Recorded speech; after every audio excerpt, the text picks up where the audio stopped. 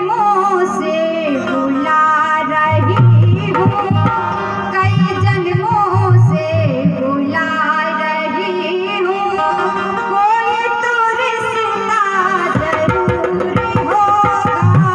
कई जन्मों से बुला रही हूँ, कोई तो रिश्ता जरूर होगा।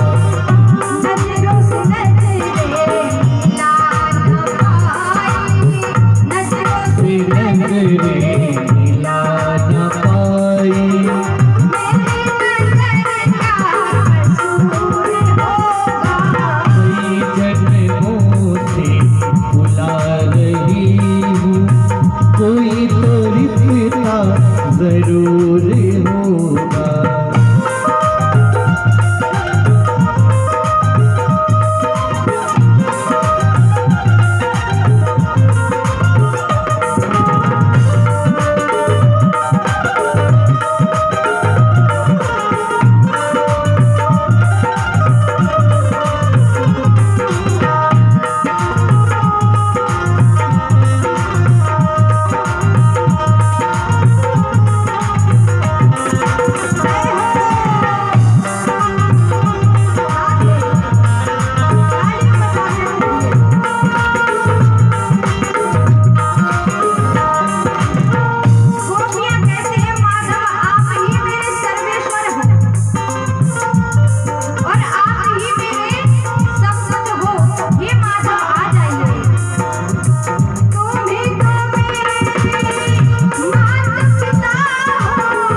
तुम्ही तो मेरे माता पिता हो,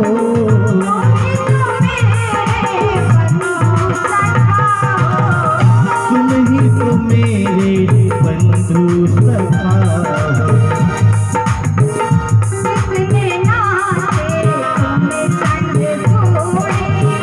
कितने नाते तुम सगे जोड़े,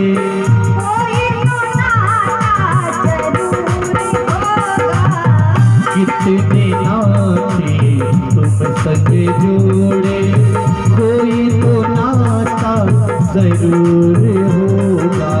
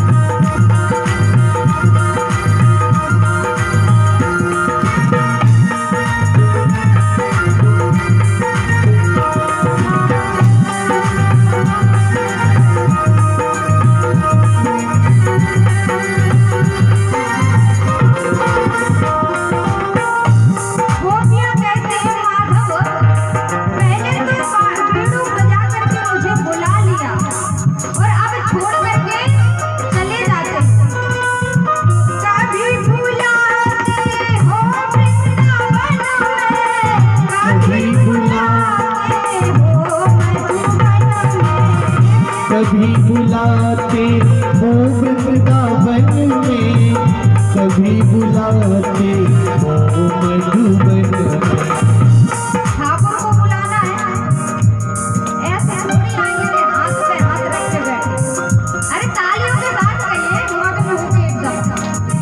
कभी बुलाते हो वृंदावन में, कभी बुलाते हो मधुबन में। कभी बुलाते हो वृंदावन में, कभी बुलाते हो मधुबन में।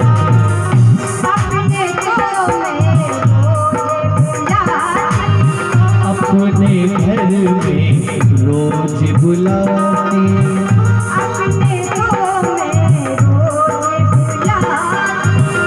अपने घर में रोज बुलाती।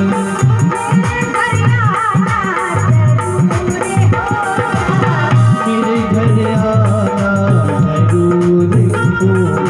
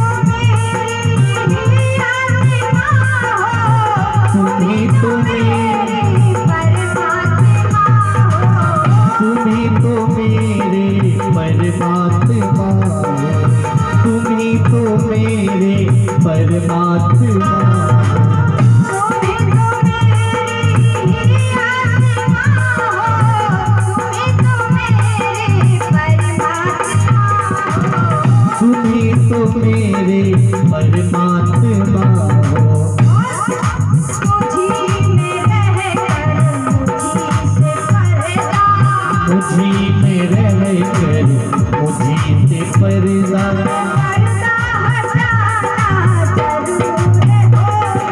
पर्दा हटाना जरूर होगा। कोई कई जन्मों से बुला रही, कोई तो रिश्ता जरूर होगा।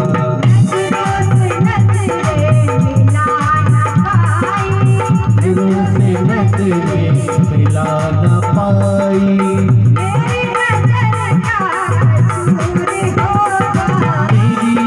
नजर का कसूर हो।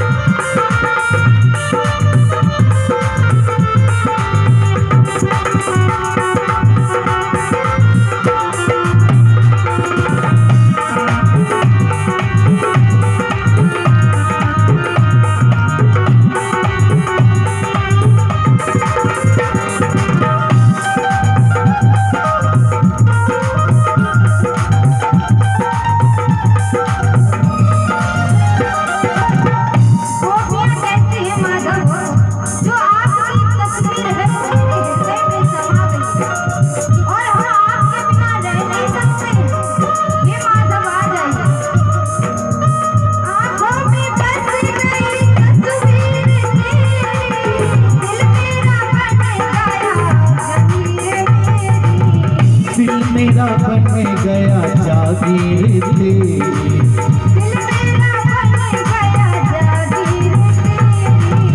दिल मेरा बन गया जागीर तेरी। सास की बिनती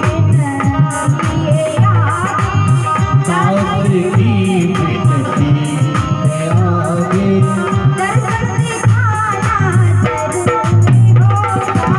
दर्शन दिखाना जरूर होगा। कई जन्मों से बुला रही, कोई तो रिश्ता जरूर होगा।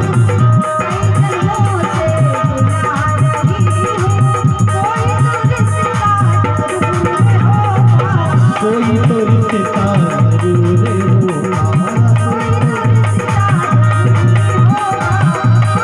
रिश्ता जरूर होगा, कोई तो रिश्ता।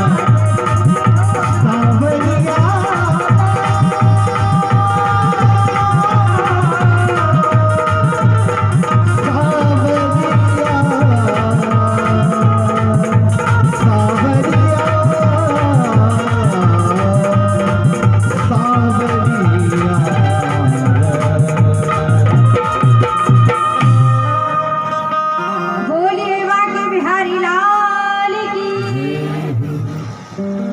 माधव का अन्वेषण कर रही है, जंगल में भटक रही है किसकी भांति, बंदरों की भांति। क्योंकि कहते हैं जहां पर अभिमान आ जाए भगवान नहीं रह सकते। क्योंकि जो प्रेम की गली होती है इतनी सकरी होती है कि इसमें दो नहीं समा सकते। कि जब मैं था तब हरि नहीं, अब हरि है तो मैं ना आए। ओ प्रेम गली अति साकरी सोया में दो ना समाए। गोपियों को अभिमान आया, भगवान छोड़कर चले गए। अब अन्वेषण करती हैं, भटकती हैं, रोती हैं बंदरों की भांति। जब राधा रानी और गोपियां रुदन करती हैं तो आज रोते हुए गोपियों ने गोपी गीत गाना प्रारंभ कर दिया। भगवान को बुला रही है, माधव आ जाइए और हम आपकी विरह में मरना चाहते हैं, लेकिन हम मर नहीं पाते क्योंकि भगवान ने अमृत भी पिलाया है। तुम मर भी नहीं सकते और आपके बिना जी भी नहीं पा रहे। गोपियों ने गोपी गीत गाना प्रारंभ कर दिया। जैसे ही गोपी गीत गाया, कहते हैं प्रभु आपने मुझे अमृत का पान कराया तो मर भी नहीं सकती। जयति तीधिका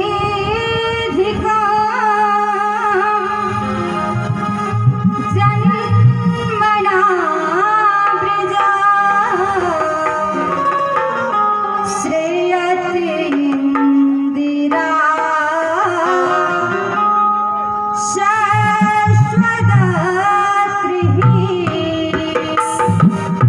जयति तेधिकं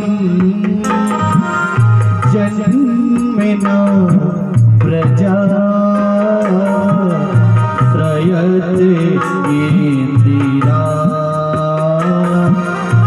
शाश्वती।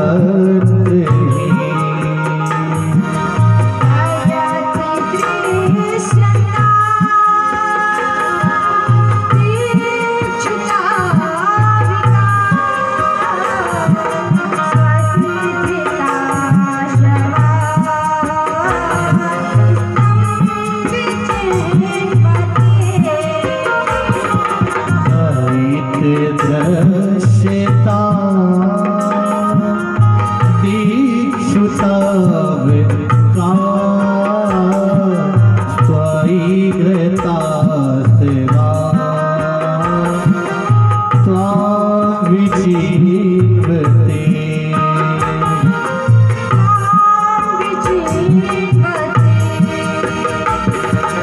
शरदुदाशये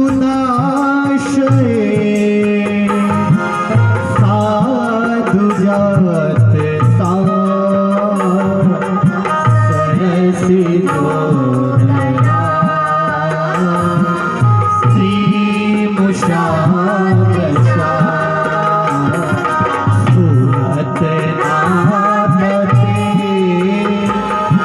अशुल्क दातिका वरद निर्गतो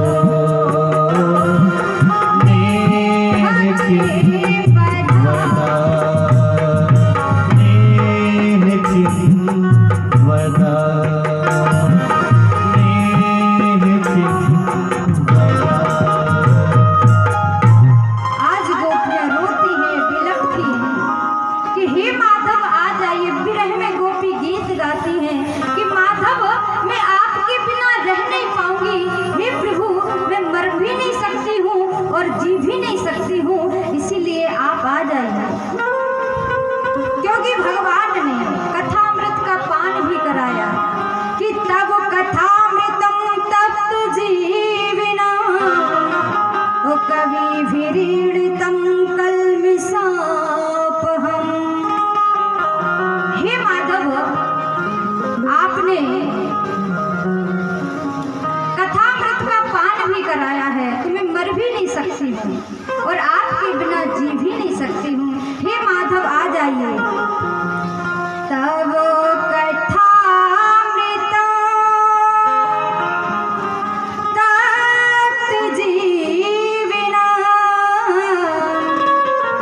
कवि विरीडिता कल्मिषापहम् श्रीवाणे मंगला श्रीमदातता भुवि गृह्णन्ति ते भूरिदा जना। राधा रानी रोती है। जैसे ही भगवान ने गोपी गीत सुना तो भगवान का प्रेम उमड़ आया गोपियों के लिए। जैसे ही इतनी व्याकुलता, इतनी परेशान गोपियों और राधा रानी को देखा तो कन्हैया दौड़ते हुए आ जाते हैं और गोपियों से क्षमा भी मांगते हैं। जैसे ही गोपियां भगवान से मिलती हैं तो आज भगवान ने सभी गोपियों के साथ में रास रचाना प्रारंभ कर दिया। जितनी गोपियां थी उतने ही भगवान प्रकट हो जाते हैं और प्रत्येक गोपी के साथ में भगवान का स्वरूप है। आज जैसे ही भगवान कन्हैया रास रचाने के लिए जाते हैं सभी गोपियों के साथ में, राधा रानी के साथ में, भगवान शंकर को पता चलता है कि हमारे माधव रास रचाने जा रहे हैं। गौरा मैया से कहते हैं कि मुझे भी प्रभु के रास में शामिल होना है, मुझे भी प्रभु का रास देखना है। तो गौरा मैया कहती है प्रभु वहां पर ना स्त्रियां ही स्त्रियां जा सकती हैं, पुरुष नहीं जा सकते हैं। भगवान शंकर कहते हैं देवी कुछ भी करो, मुझे तो रास देखना है, मेरे माधव रास रचा रहे हैं, मैं तो रास में जाऊंगा। गौरा मैया कहती हैं उसके लिए स्त्री बनना पड़ेगा। जब स्त्री बनने को कहा तो भोले बाबा जाते हैं राधा कुंड में, डुबकी लगाते हैं, स्त्री रूप में परिणत हो जाते हैं। जब भगवान कन्हैया सभी गोपियों के साथ में रास रचाना प्रारंभ करते हैं तो सभी देवी देवता देखने के लिए जब कहते हैं कि आज गोकुल में भगवान रास रचा रहे हैं, तो आज इसी को ब्रज भूमि मान करके प्रभु का रास रच रहा है, रास रचा रहे हैं गोपियों के साथ में।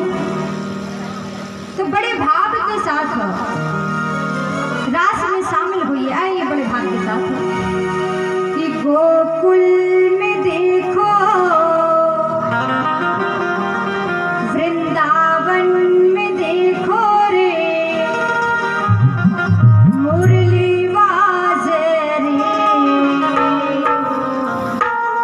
श्याम संग राधा नाचे रे।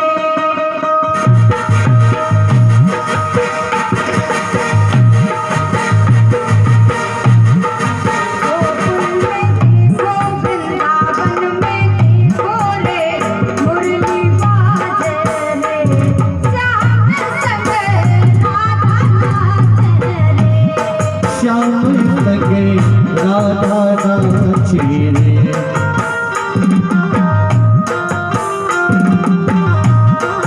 देखो मुरली बाजे रे, श्याम संग राधा नाचे रे।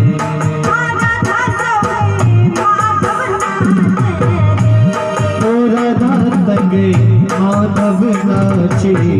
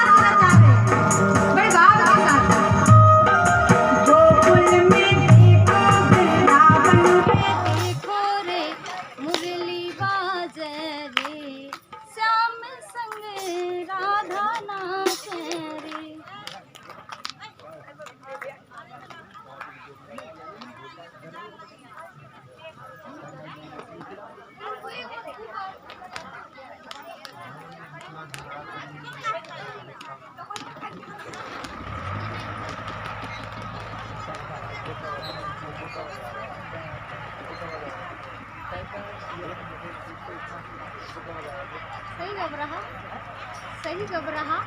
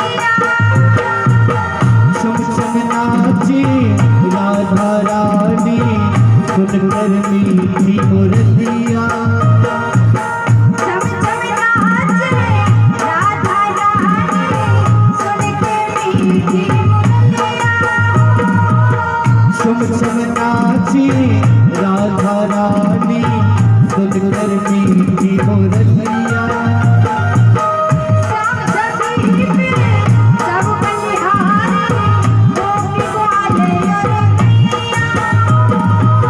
श्याम छवि पर सब बलिहारी गोपी ग्वाल सब गैया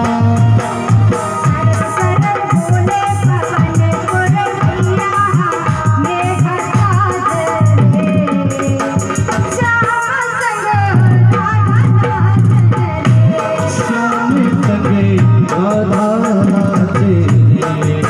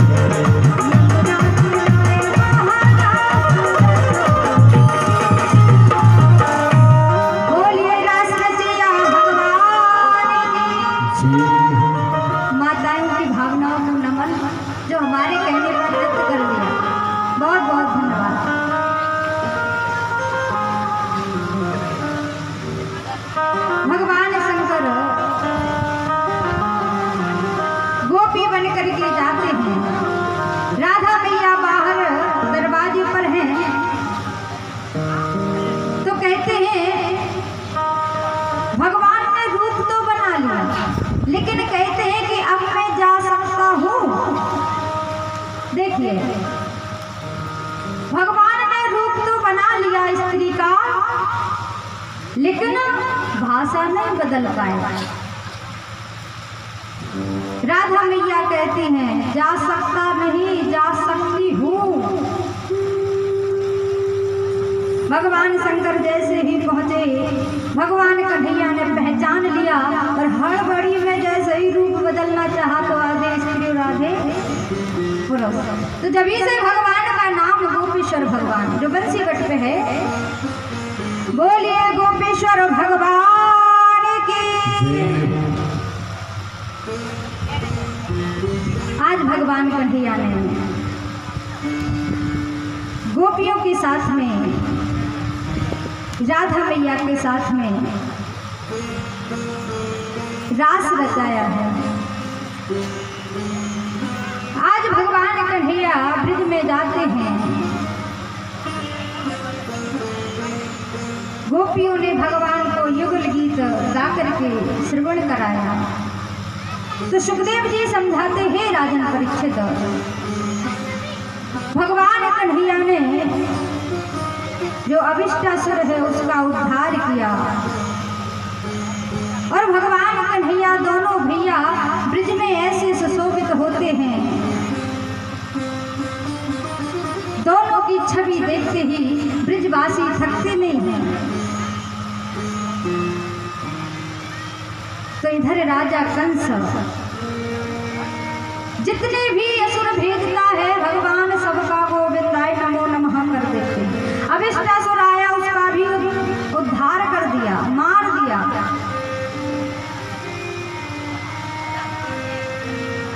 अब कंस क्या है, परेशान है कि जितने भी भेजता हूँ कोई वापस नहीं आता है।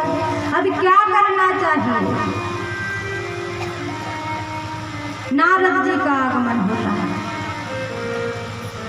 नारद जी कहते हैं, कंस तुम जो है वो दोनों भाइयों को, मथुरा में जो मेला लगता है धनुष यज्ञ होना है ना, तो तुम दोनों भाइयों को यहीं बुलवा लो और मार दो। इतने में एक केसी नामक दैत्य आता है। वो कहता है कि अभी हम और बाकी हैं, हम भी तो देखें वो कितने बड़े बलशाली हैं, मैं जाता हूँ। कंस कहता है तुम भी चले जाओ लेकिन लौट के नहीं आने वाले। अभी तक जितने भेजे वो एक भी नहीं आए, अब तुम कौन सी खेत की मूली हो जो बच करके आ जाओगे। केसी नामक दैत्य जाता है। भगवान कन्हैया और बलराम जैसे ही उसको वृक्ष के, जब वृक्ष से फंसीता तो उसका उद्धार हो जाता है।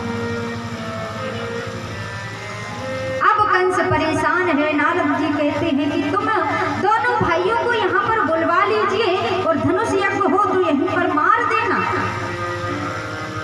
कंस कहता है कि उनको लेने जाएगा कौन, वो हम लोगों के मंत्रियों से तो आने वाले नहीं। तो नारद जी अकल बताते हैं। नारद जी कहते हैं कि ऐसा करो कंस, तुम्हारे जो अक्रूर जी है ना, सेनापति हैं और वो उनके चाचा हैं, तो वो मना भी नहीं कर पाएंगे, उनके साथ में आ जाएंगे और वो आपके राज्य में रहते हैं तो आपकी बात भी नहीं टाल सकते हैं, वो लेने अवश्य जाएंगे। कंस अक्रूर जी महाराज को बुलाता है। जैसे ही कंस ने अक्रूर जी महाराज को बुलवाया सैनिक से, तो अक्रूर जी महाराज एकदम से घबरा जाते हैं कि जो कंस है इस समय बड़ा पाप कर रहा है, बहुत पापात्मा हो चुका है और ना जाने सभी दैत्य मारे गए हैं। अब हमसे कौन सा पाप करवाने वाला है, हमें किस लिए बुलाया है। आज अक्रूर जी मन में विचार कर रहे हैं, लेकिन उनके राज्य में रहते हैं तो जाना तो पड़ेगा।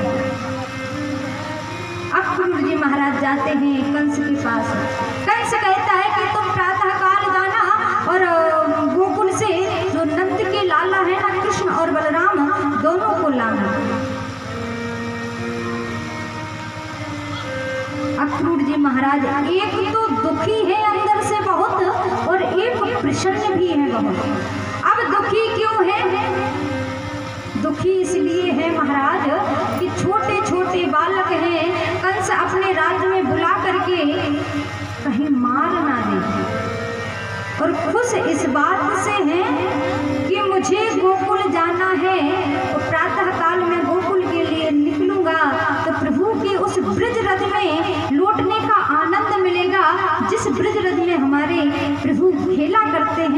और हमारे कन्हैया का दर्शन होगा। इस वजह से अक्रूर जी महाराज खुश हैं बहुत। प्रातः काल होता है, जैसे ही अक्रूर जी महाराज वृंदावन के लिए जाते हैं, जब वृंदावन से मथुरा से जब गोकुल के लिए ब्रज यात्रा करते हैं तो अक्रूर जी की दाहिनी ओर से हिरनियों का झुंड निकलता है और ये संकेत हो रहा है कि आज मुझे मेरे प्यारे प्रभु के दर्शन अवश्य हो जाएंगे। जब भगवान कन्हैया के पास में ग्वालवाल आते हैं, कहते हैं चलो मित्र कहीं खेलते हैं। अक्रूर जी महाराज जा रहे हैं। जैसे ही अक्रूर जी महाराज पहुंचे तो आज भगवान कन्हैया ग्वाल वालों के साथ में खेल रहे थे। अक्रूर जी महाराज जाते हैं, उस ब्रजरथ में लौट जाते हैं, इतने मनमग्न हो जाते हैं कि आज हमारे प्रभु की इस ब्रजरथ में मुझे लौटने का सौभाग्य प्राप्त हुआ है। आज तो हमारे प्यारे प्रभु के दर्शन अवश्य होंगे। भगवान कन्हैया एक हाथ बलराम जी पकड़े हैं, एक हाथ कन्हैया पकड़े हैं और ले जाकर के यशोदा मैया के पास नंद भवन में पहुंचते हैं। कहते मैया देखो चाचा जी आए हैं। मैया यशोदा सुंदर आसन देती हैं, भोजन पवाती हैं, पूछती हैं आपका। भगवान ने पहले ही बता दिया था कि चाचा जी आप मैया को मत बताना कि हम कृष्ण और बलराम को लेने आए हैं, नहीं तो वो सहन नहीं कर सकती, बर्दाश्त नहीं कर पाएंगी। दोनों भाई गौशाला में ले जाते, नंद बाबा से मिलवाते।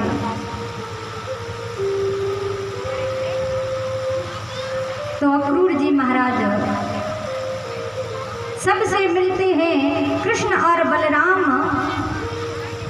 कहते हैं कि चाचा जी हमको लेने आए हैं और मथुरा में जो है मेला लगा है, तो मेला देखने के लिए जाएंगे।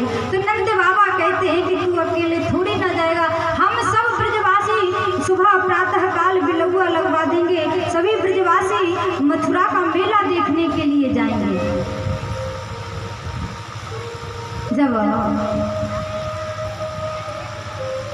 नंद बाबा सबसे कहते हैं कि प्रातः काल सभी तैयार हो जाना, मथुरा चलना है। मैया यशोदा जो भगवान कन्हैया का पता चला कि मेला देखने के लिए प्रातः काल निकल जाएंगे, तो मैया विचार करती है कि मैं प्रातः काल किसको जगाऊंगी, किसको अपनी गोदी में लिटा करके तैयार करूंगी, किसको दही माखन खिलाऊंगी, किसको दुग्ध पान कराऊंगी, क्योंकि भगवान प्रातः काल सुबह निकल जाएंगे। तो मैया कहती हैं कि तुम तो चले मथुरा को लला, अब कौन को प्रात जगाऊंगी, और श्याम सकारे जाएंगे नैना मरेंगे रोई। हे कन्हैया, हे लाला, मैं प्रातः काल किसको जगाऊंगी, किसको तैयार करूंगी, किसके मस्तक पर चोटी बांधूंगी, किसके मस्तक पर मोर पंख लगाऊंगी, किसके नैनों में काजल लगाऊंगी और किसको दही माखन खिलाऊंगी। तुम तो प्रातः काल यहाँ से निकल जाओगे और हम जो है रो रो कर मर जाएंगे। आज मैया विचार कर रही है, बूढ़े यशोदा मैया। जब भगवान कन्हैया सभी ब्रजवासी बलराम जी नंद बाबा तैयार होते हैं जाने के लिए, राधा रानी को पता चलता है, बिलखती हैं। जैसे ही तैयार करके भेजा तो रास्ते में जाकर के गोपियां बड़ा रुदन करती हैं।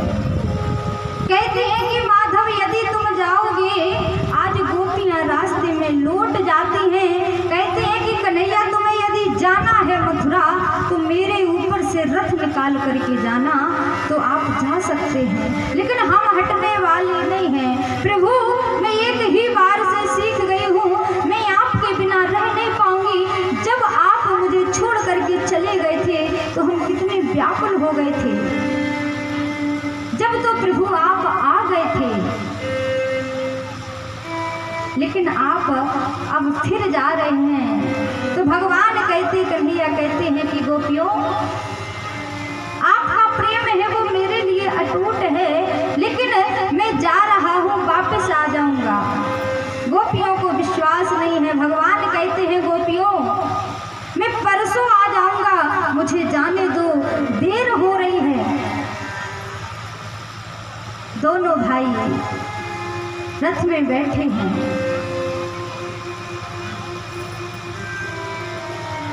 जब गोपियों को वादा किया कि मैं परसों आ जाऊंगा, गोपियां रोती हुई बिलखती हुई भगवान कन्हैया का रथ निकल जाने देती हैं। कुछ दूरी पर रथ पहुंचता है। यशोदा मैया, बूढ़ी यशोदा मैया रोती हुई दौड़ती हुई जा रही है, कहीं गिरती है, कहीं उठती है। भगवान कन्हैया के रथ के पीछे पीछे जैसे ही भगवान ने मुड़ करके देखा, अक्रूर जी से कहते हैं, चाचा जी रथ को रोकिए। जैसे ही मैया यशोदा को देखा, मैया यशोदा कहती है, लाला तुम मुझे छोड़ करके नहीं जा सकते हो, हम तुम्हारे बिना नहीं रह सकते। तो भगवान ने यशोदा मैया को वरदान दिया कि मैया, मेरा एक रूप मथुरा जा रहा है, लेकिन एक रूप मेरा सदा सर्वदा आपके निकट रहेगा। अक्रूर जी महाराज ले जा रहे हैं। नंद बाबा सभी ब्रजवासियों के साथ में हैं। जैसे ही नंद बाबा विश्राम के रात्रि के समय अक्रूर जी महाराज जब जाते हैं तो यमुना मैया में स्नान करते हुए अभी भी अक्रूर जी महाराज को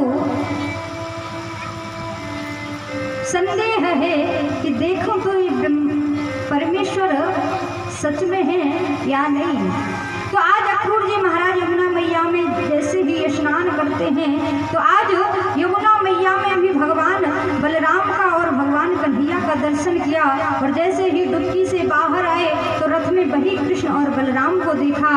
आज धन्य हो जाते, प्रसन्न हो गए कि हे प्रभु, आज मुझे आपके दर्शनों का लाभ प्राप्त हुआ है।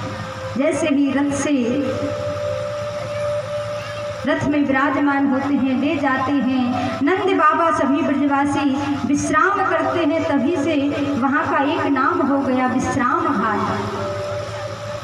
अक्रूर जी पहुँचते हैं कृष्ण और बलराम को लेकर के, जो कि मथुरा से पास में ही पड़ता है विश्राम घाट। तो वहाँ पर विश्राम किए तो भगवान कन्हैया कहते हैं नंद बाबा से कि बाबा, अब मैं मेला देखने के लिए चला जाऊं। नंद बाबा कहते हैं, लाला तू मत जाना, ये अपना गोकुल नहीं है, ये राजा कंस की नगरी है, यहाँ पर ऐसे नहीं जाते हैं। उनका बहुत बड़ा शासन है, उनके राज्य में ऐसे नहीं घूम पाएंगे।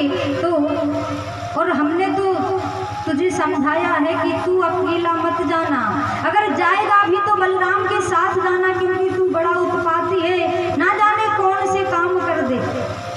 बलराम जी से कहते हैं कि कृष्ण को तुम ले जाना, लेकिन कोई ऊधम मत कर देना, इसको डांटते रहना।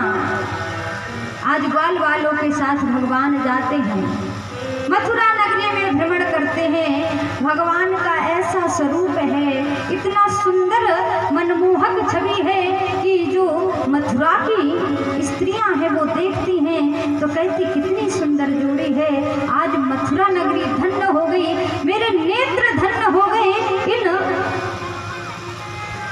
बालकों को देख करके। भगवान कन्हैया की सुंदर छवि को देखा सभी ने। हो श्याम चंदा है श्यामा चकोरी,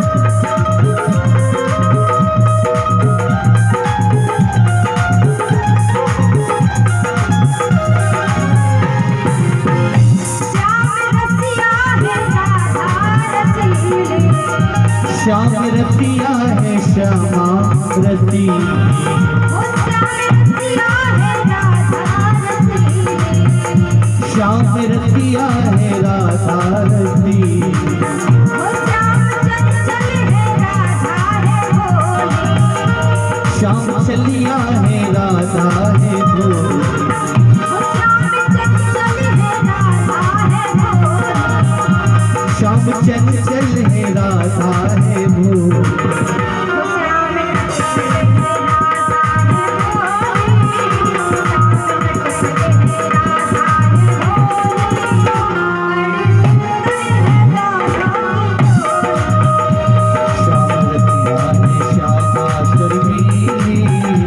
बड़ी सुंदर है दोनों की जोड़ी।